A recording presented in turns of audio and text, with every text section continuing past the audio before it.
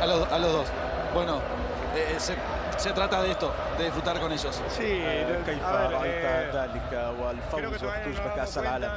أعتقد حتى الآن نحن لسنا مدركين بما حققناه، ولكن هي لحظة من أجل أن تستمتع، وخاصة للجمهور.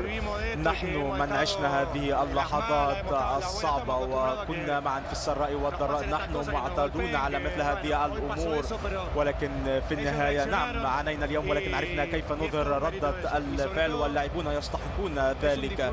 وخاصة أعتقد بأنها متعة كبيرة أن نصل إلى القمة، لأنه شعور فريد جدا.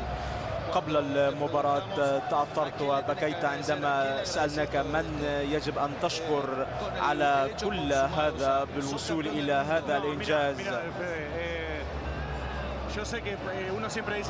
كنت أقول دائما الجميع يقول العائلة، ولكن في حالتي أعتقد أن إذا كان والدي موجود كنت سأهدي له هذا الفوز والانتصار، ووالدتي أيضا. هم ساعدوني كثيرا في حياتي وعلموني ألا أستسلم أبدا وأن أمضي قدما وأعمل بجد دائما.